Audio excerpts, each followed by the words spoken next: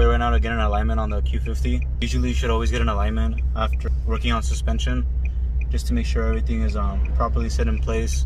That way you don't have any issues. So I always recommend getting alignment first before anything. Make sure that you have everything. If you have new tires, make sure you have them on already, and then go straight to get an alignment, just because you never know what can happen. But my girlfriend's driving the Q right now. You guys probably can't see her. There's too much light right now. Yeah, let's see how it turns out. We're gonna try to add some negative camber in the rear to kind of eliminate the rear fender actually hitting the tire. So we'll see if they can do that. If not, I'm gonna have to pull the fender, and I'll include that in this video as well.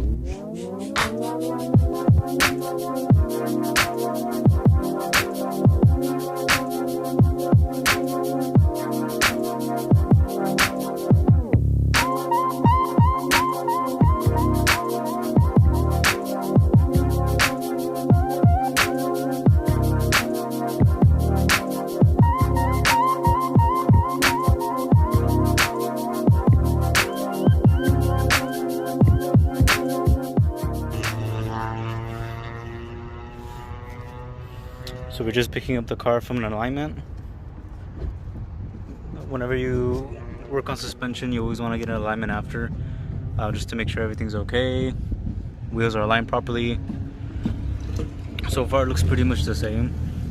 I think it does stick out a little bit more than it did before, but we're going to be fixing that tomorrow. We're going to be taking it to get the fenders pulled, because it's a little bit farther.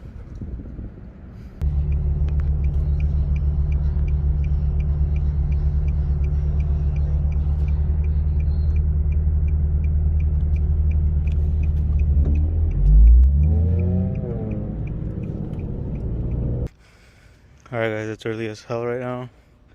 We're gonna go over to one of the best fender rollers in AZ to get these fenders pulled. So as you can see, it's not that far off. It just needs like a slight pull, just enough so it won't rub anymore on big bumps. But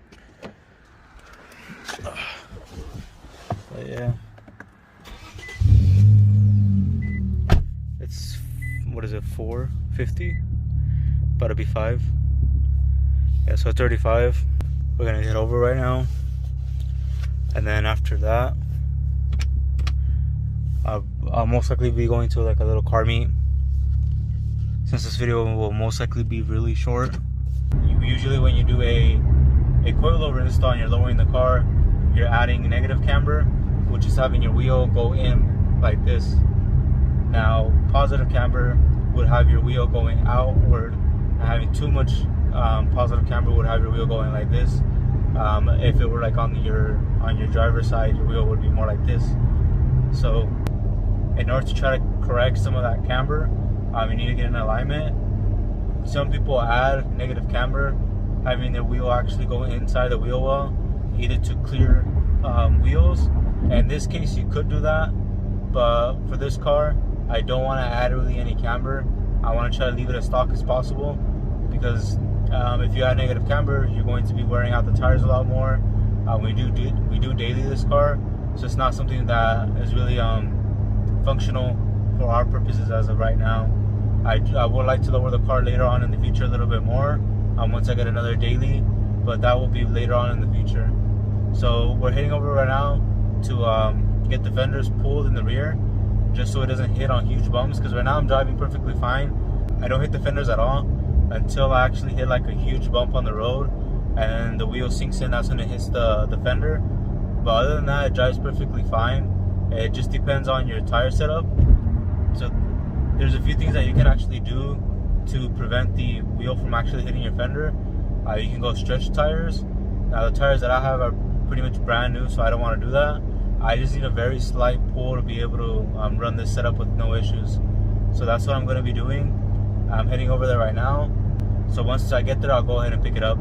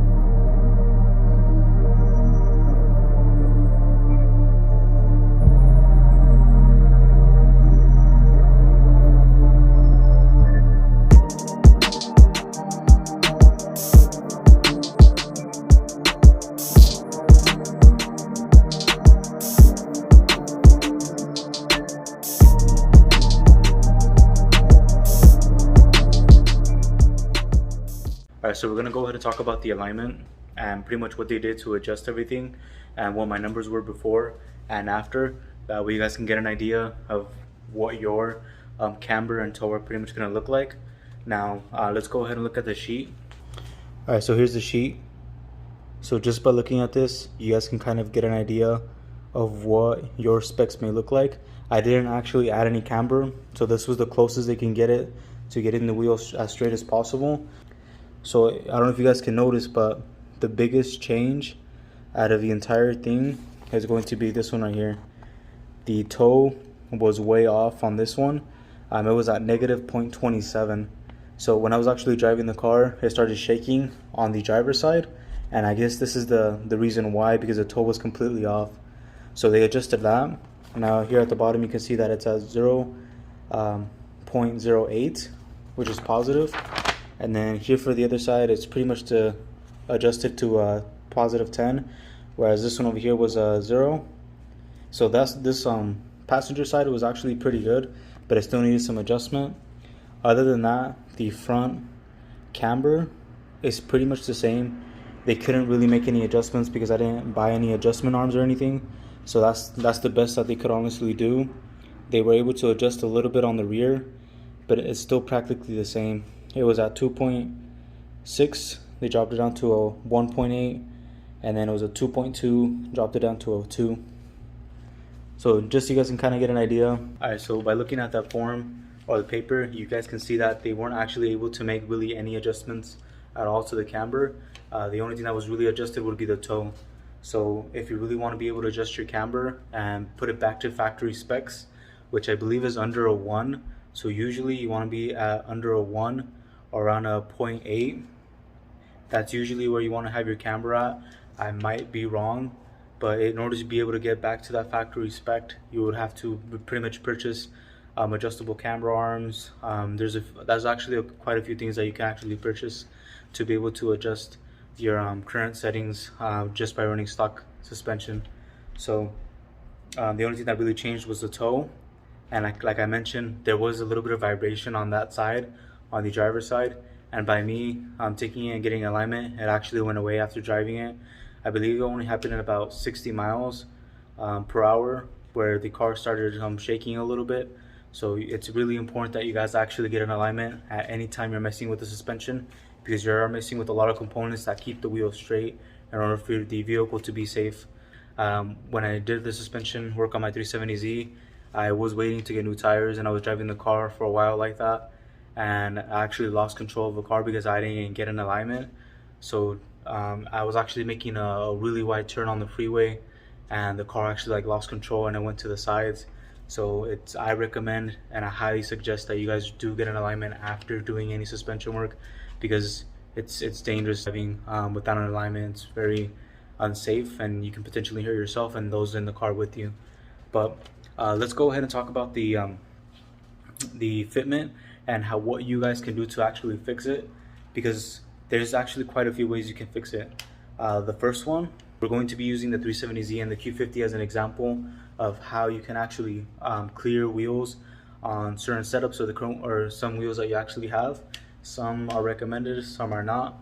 Now let's go ahead and talk about the Q50 and the wheel setup and what you can actually do to be able to clear a lot of wheels that you normally wouldn't be able to clear on the Q50, just because it's not a very wide car like the 370Z. The 370Z, you can put some really wide wheels on there with tires and you won't really have any issues.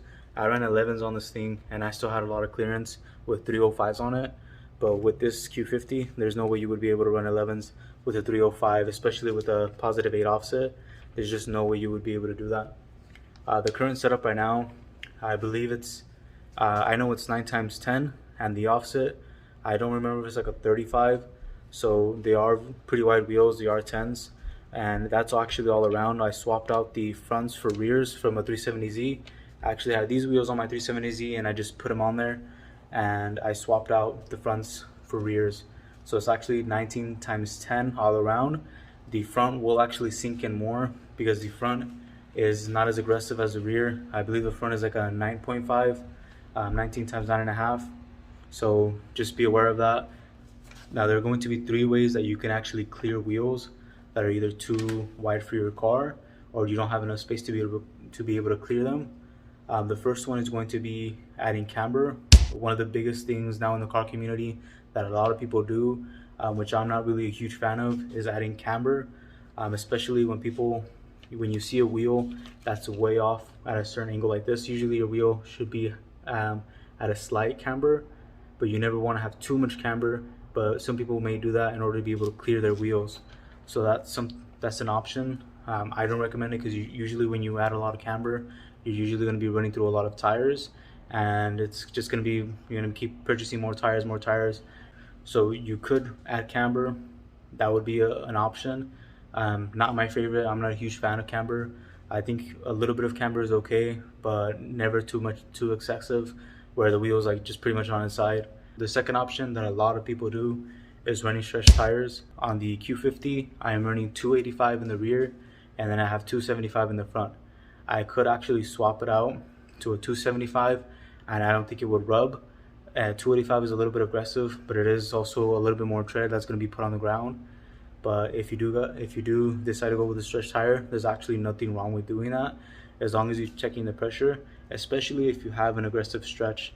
So actually going to like a 265 or a 275 on the 19x10 is actually not really bad. That's actually a pretty good stretch, and it shouldn't really cause any issues. So if you look at my front ones, we'll check it out right now. But if we look at the 370Z, the 370Z does have a stretch tire on all four wheels. So if you look at these rear ones, this is a 11.5 with a 275 in the rear.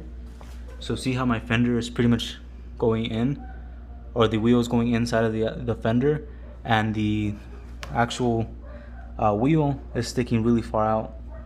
So by running a stretch tire, I can actually have the wheel or the tire go inside of the fender, and the lip sits right on top of it, allowing it to fit perfectly fine with no issues. So if I run static even like this, I wouldn't really rub a lot, just because the tire is stretched pretty significantly, and it wouldn't really rub as the wheel or the fender sits inside of the lip right here. Same thing for the front. The front is actually a 10.5, and I have a 245 on there, and this is a huge stretch, allowing the fender to sit again on the lip and not sitting on the tire. So that is one option. I love meaty fitment. I'm not a huge fan of stretch tires like these, so I might be changing this up in the future.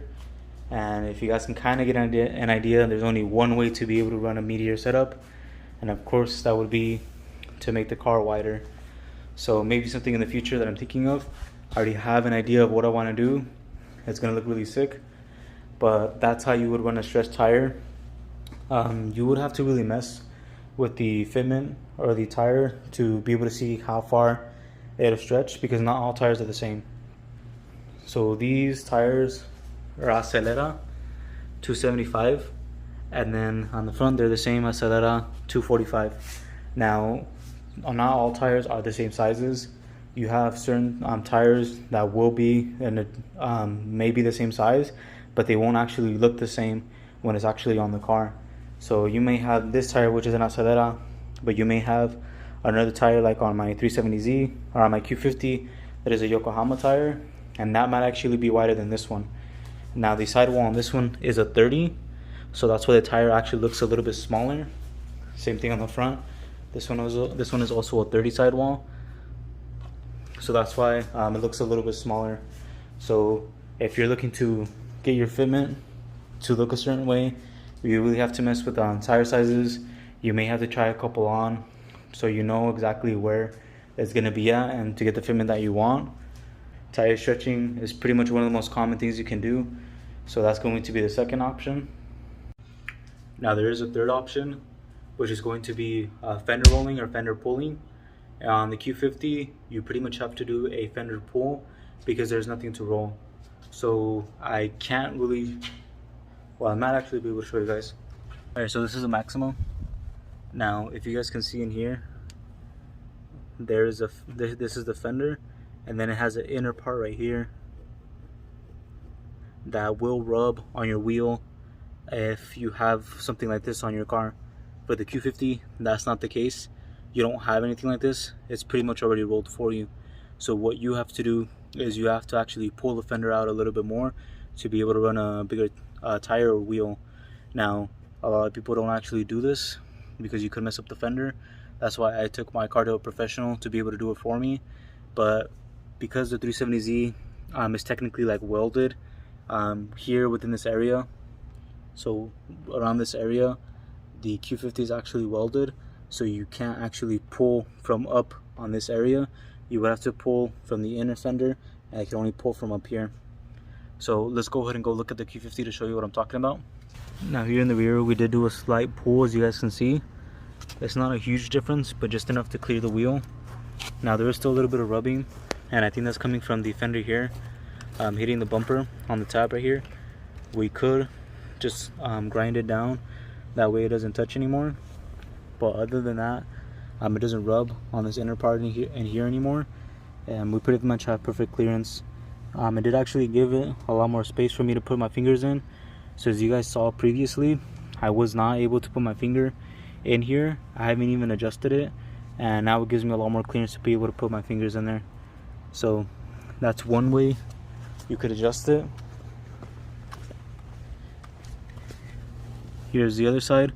So see, it is rolled just to give the car a lot more clearance. The car is sitting on the edge right now of the sidewalk, so this side is a little bit slanted, but as you can see, there's a lot more clearance, and the car or the fender actually goes over the wheel and it doesn't hit it anymore. So we only did a slight pull because we didn't want it to go too far out where it doesn't flow with the car. But as you can see, this actually looks really nice and doesn't make the car look all weird and wavy and ugly on the fender. Now the fronts, as I said, are also 19x10. So if you guys do have the 370Z wheels, you guys can easily tell that the front does actually stick out a little bit more than the 370Zs that are 9.5. So it does stick out quite a bit. I'm still not as far as the rear, because you can clearly see that the rear sticks out a lot more, and the front is pretty much at a good spot where it looks really good and there's like no rubbing at all. The front actually does not rub at all. It sits really nice and there's no issues with the front. So you won't have any issues with the front. I don't even have a spacer on it. So as you guys can see right there, there's no spacer on there. You could even go lower in the front, but that would be completely up to you. I think it might be a little bit too low at that point. Like right now, you can still fit your finger, but it's still at a good spot. But yeah, here's how she's looking. I think that she looks amazing just by looking at her from an angle. And even the fender flare actually added a little bit more of an aggressive look, because you guys can kind of see it from a distance that it looks really nice. It doesn't look like all wavy and sloppy. So I'm really happy with the way it came out. Alright, so those are the 3 ways that I know that you're able to pretty much try to fit some wheels that are really aggressive on your Q50. If you guys have a little bit more experience than I do when it comes to this, make sure you leave a comment down below. Go ahead and feel free to share your input and what you think. But these are the 3 most common ways that I know of that you can actually fit or fix wheel fitment on your Q50. So if you guys are interested in getting your fenders pulled by Leo, hit him up on Instagram. I'll leave it somewhere around here so you guys can check him out. Really cool dude, helped me out a lot. He was able to make him look really nice and pulled, and not make it look all wavy. If you do it yourself, usually that's the type of results that you get. You'll give like a wavy fender, or you'll even end up cracking the paint. I didn't have any cracks or anything. He did it pretty much perfectly, to be completely honest with you, and it looks pretty sick. So if you guys are wondering and wanting to get your fenders pulled, go ahead and hit him up. But that's pretty much going to conclude the video. I hope you guys found it useful, and you guys kind of get an idea of what you will have to do to try to run certain wheels. But if you do get a smaller wheel, obviously you won't have as much problems. You'll be able to run the wheel with no issues. But if you want to get more tire on the ground, you really do have to run a wider wheel to be able to run a fatter tire. I hope you guys found this video useful. If you have any questions, any comments, concerns, always feel free to message me. I'm always happy to help. I will be doing a review on a lot of my parts I actually have one more thing that I have to install in the Q that I just picked up that's going to look really sick and bring out the aggressiveness of the front of the car a little bit more. So stay tuned for that. I'll be reviewing a few of the parts that I have, like the AMS seat exchanger, the intakes. There's a lot of things that I've actually done to the car, and I'll also be going over all my parts and what I have installed and pretty much how much it's cost me. So stay tuned for that. Thank you guys for watching. Please like, subscribe, hit the bell notification, and I'll catch you guys in the next one. Peace.